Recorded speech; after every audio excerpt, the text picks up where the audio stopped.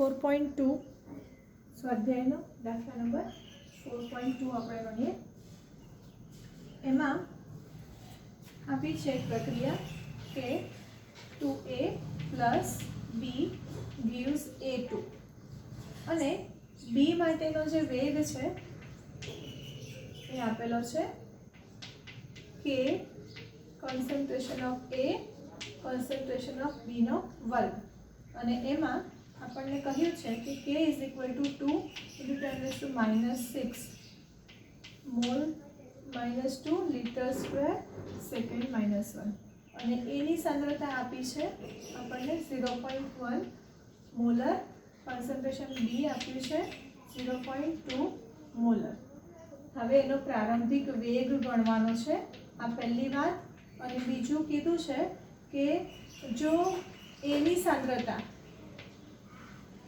ઘટીને 0.06 મોલર થઈ જાય છે તો પ્રક્રિયાનો વેગ તે સમયે કેટલો થાય. આ બધું જે પણ દાખલામાં આપ્યું હોય એ પ્રમાણે આપણે લખી નાખવું પડે. સૌથી પહેલા પ્રક્રિયાનો જે વેગ છે એ શોધવા માટે આપણે જે શરૂઆતના વેગનું સમીકરણ આપ્યું છે એના પરથી વેગ ઇક્વલ ટુ કે concentration of A into P square. Therefore એનો વેગ માટે આપણે કિંમતો મૂકીએ. 2 into 10 to -6 એની કિંમત છે 0.1 અને બીની 0.2 નો વર્ગ. આને કેલ્ક્યુલેશન કરી દો નોટબુકમાં અને એનો આન્સર આવે છે 8 into 10 to -9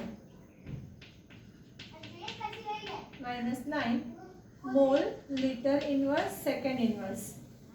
ત્યાર પછી આ તો આપણને કે પહેલું મળી ગયું, પણ હવે બીજું શોધવા માટે આપણને કહ્યું છે કે કોન્સન્ટ્રેશન ઓફ એ ઘટી જાય છે. પહેલાં કેટલી હતી કોન્સન્ટ્રેશન સાંદ્રતા હતી 0.1 મોલર અને એમાંથી 0.06 મોલર ઘટી ગઈ. મતલબ કે એ જે કેટલું રિએક્ટ થયું તે 0.04 એ પ્રક્રિયા કરી છે અને આટલી સાંદ્રતાએ પ્રક્રિયા કરી. બરાબર, તો એની સાંદ્રતામાં આટલું પ્રક્રિયા કરે છે તો બીની સાંદ્રતા શોધવી હોય તો ધારો કે એના 2 મોલ હોય તો બીના 1 જ મોલ પ્રક્રિયામાં ભાગ લે છે.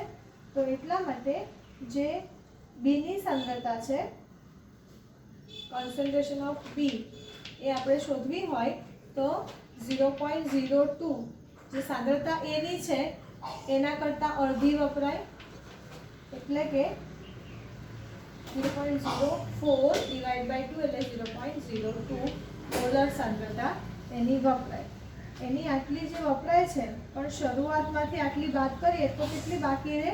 હવે નવી સાંદ્રતા બીની, એટલે કે બીની સાંદ્રતા હતી 0.2 એમાંથી 0.02 રિએક્ટ પામી ગઈ એટલે એ ઘટી ગઈ તો 0.18 મોલર રહે.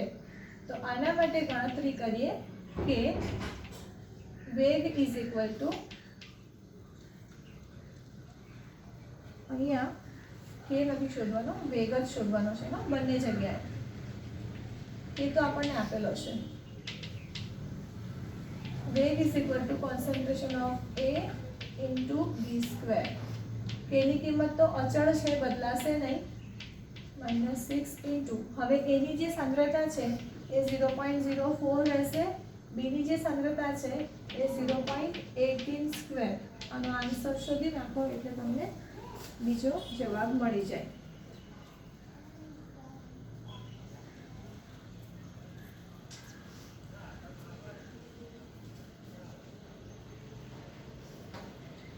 સોરી, એની સાંદ્રતા આપણે રિડ્યુસ થઈને આપી છે, એ બીની સાંદ્રતા માટે આપણે આ ગણતરી કરી, પણ રિડ્યુસ થઈને ઘટીને આટલી સાંદ્રતા થઈ જાય છે તો બીની કેટલી થાય એ આપણે ગણ્યું. અને હવે આનો આન્સર આપણે જોઈએ તો 3.89 into 10 to -9 3.89 into 10 to -9 પણ સાથે એકમ લખવો જરૂરી છે, એટલે મોલ, લિટર ઇન્વર્સ અને સેકન્ડ ઇન્વર્સ. હવે 4.3 દાખલા નંબર 4.3.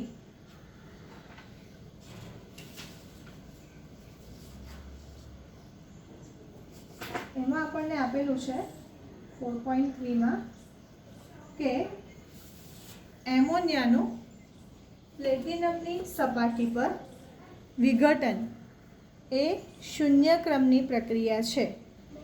જો કેની વેલ્યુ આપી છે તો N2 અને H2 ના નિપજના વેગ કેટલા એ આપણે શોધવાનું છે. તો એના માટે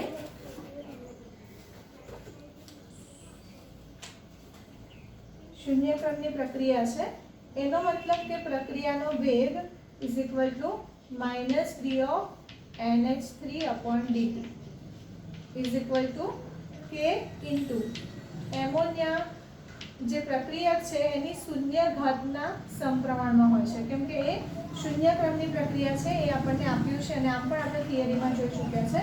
કોઈની પણ શૂન્ય ઘાત હોય એની કિંમત 1 થાય, એટલે અહીંયા એવું લખી શકાય કે વેગ is equal two minus D of NH3/dt is equal two કે, અને આપણને કેની કિંમત આપી છે એ લખીએ ઇઝ ઇક્વલ ટુ કેટલું થશે 2.5 × 10⁻⁴ મોલ પ્રતિ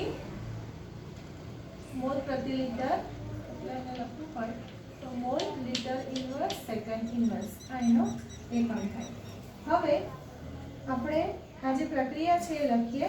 એમોનિયાના વિઘટનની પ્રક્રિયા હેબર પદ્ધતિ તરીકે જે ઓળખાય છે, N2 + 3H2.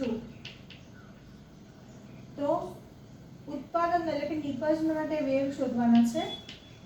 N2 ના ઉત્પન્ન થવાનો વેગ ઇઝ ઇક્વલ ટુ કે, અને કે આપણને આપ્યું છે કે 2.5 × 10⁻⁴ મોલ પ્રતિ લિટરને મોલારિટી તરીકે પણ ઓળખવામાં આવે છે, અને ડી ઓફ H2 અહીંયા N2 માં આગળ એક જ છે તત્વયોગ રીતે ગુણાંક એટલે ડાયરેક્ટ કે બરાબર લખ્યું H2/dt ઇઝ ઇક્વલ ટુ આનો જે ઉત્પાદનનો વેગ છે એ આપણને ખબર છે કે આ 1/3 લખવામાં આવે છે ઇઝ ઇક્વલ ટુ કે.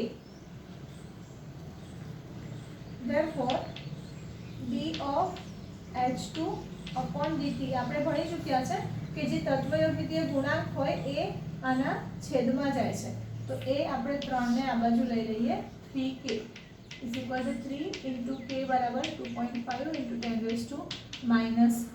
એટલે આનો આન્સર આપણને મળે 7.5 × 10⁻⁴ મોલારિટી પ્રતિ સેકન્ડ અથવા તો મોલ પ્રતિ લિટર પ્રતિ સેકન્ડ.